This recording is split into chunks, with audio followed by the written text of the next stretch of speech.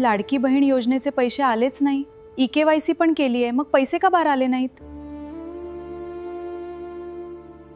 माझी लाडकी बहीण योजनेचे दर महिन्याला येणारे 1500 रुपये अचानक का थांबलेत? तुमच्याही मनात हाच प्रश्न आहे ना?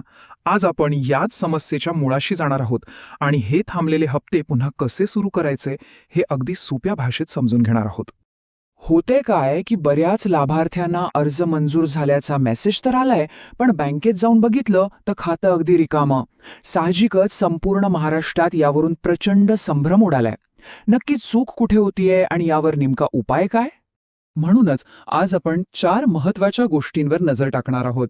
पहिली म्हणजे मूळ अडचण काय आहे, दुसरी पैसे अडकण्याची ती 7 प्रमुख कारणे कोणती, तिसरी यावरची 5 टप्प्यांची हमखास उपाययोजना आणि शेवटी अर्ज मंजूर असूनही पैसे का मिळत नाहीत यावरचा तोडगा. चला तर मग सगळ्यात आधी बघूया मूळ समस्या काय आहे, आणि ती म्हणजे 2026ची ही मोठी पडताळणी मोहीम. 80 लाख! हो, तुम्ही बरोबर ऐकलत. EKYC पूर्ण न झाल्यामुळे जवळपास 80 लाख खाती सध्या तात्पुरती होल्डवर आहेत. आता विचार करा, एवढ्या प्रचंड मोठ्या प्रमाणावर जेव्हा पडताळणी होते तेव्हा सिस्टीममध्ये थोडीफार तांत्रिक अडचण तरी येणारच ना.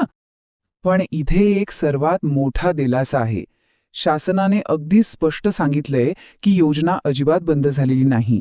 हे फक्त काही तांत्रिक अडथळे आहेत जे आपण योग्य प्रक्रियेने सहज सोडवू शकतो. त्यामुळे अजिबात घाबरून जाण्याचं कारण नाही, तुमचे पैसे सुरक्षित आहेत. आता वळूया दुसऱ्या भागाकडे. हे पैसे नक्की कोणत्या 7 प्रशासकीय आणि तांत्रिक कारणांमुळे अडकले आहेत ते समजून घेऊया. यातली पहिली 4 कारणं ही डिजिटल जोडणी तुटल्यामुळे निर्माण झाली आहेत. म्हणजे बघा, तुमचं EKYC अपूर्ण असणं, आधार आणि बँक खातं एकमेकांना लिंक नसणं, बँकेतली DBT म्हणजेच डायरेक्ट बेनिफिट ट्रान्सफर सेवा बंद असणं, किंवा मग NPCI मॅपिंगमध्ये चूक असणं. सोप्या भाषेत सांगायचं तर सरकार पैसे पाठवते, पण ते तुमच्या खात्यात पडण्यासाठी जो डिजिटल पूल लागतो तोच कुठेतरी तुटलाय. उरलेली 3 कारणं ही थेट तुमच्या अर्जाशी जोडलेली आहेत. एक तर तुमचा अर्ज अजून प्रलंबित म्हणजेच पेंडिंग किंवा होल्डवर असू शकतो. दुसरा म्हणजे नाव, जन्मतारीख, बँक खाते क्रमांक किंवा IFSC कोड यांसारखी माहिती भरताना काहीतरी चूक झाली असेल. आणि तिसरं म्हणजे अपात्र लोकांची छाननी करण्यासाठी सरकारच्या कठोर प्रक्रियेत काही खाती तपासासाठी तात्पुरती थांबवली आहेत. कारणं तर समजली, पण आता पुढे काय?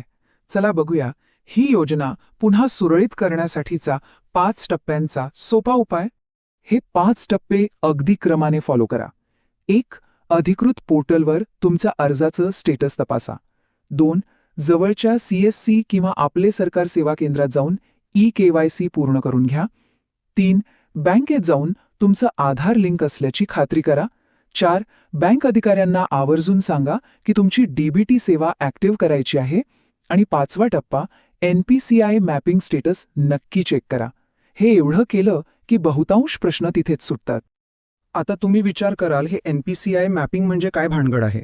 तर ही अशी सिस्टम आहे जी ठरवते की आधारवरून येणारे सरकारी पैसे तुमच्या कोणत्या खात्यात जाणार. बऱ्याचदा होतं असं की पैसे यशस्वीरित्या जमा होतात, पण ते तुमच्या एखाद्या जुन्या किंवा विसरून गेलेल्या बँक खात्यात जातात जे आधारशी जोडलेलं असतं. त्यामुळे हे तपासणं अत्यंत महत्त्वाचं आहे. आता आपण अशा टप्प्यावर आलोय जो सर्वांसाठीच थोडा वैताग देणार आहे. अर्ज तर मंजूर झालाय, पण हातात पैसेच नाहीयेत. हा अडथळा कसा दूर करायचा?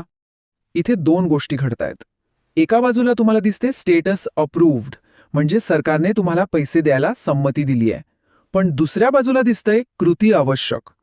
याचा अर्थ असा की तुमच्या बँकेचा प्रत्यक्ष पायाभूत सुविधेमध्ये असा काहीतरी अडथळा आहे जो ते पैसे फायनल खात्यात येण्यापासून रोखतोय. जर तुमचीही हीच अवस्था असेल तर ही फायनल चेकलिस्ट वापरून बघा. सर्वात आधी बँकेचं मिनी स्टेटमेंट काढा, कारण बऱ्याचदा मोबाईलवर SMS येत नाही पण पैसे जमा झालेले असतात. त्यानंतर तुमचा आधार आणि NPCI लिंक पुन्हा एकदा तपासून घ्या. कधीकधी बँकिंग प्रणालीमध्ये तांत्रिक विलंब होऊ शकतो, हेही लक्षात असू द्या.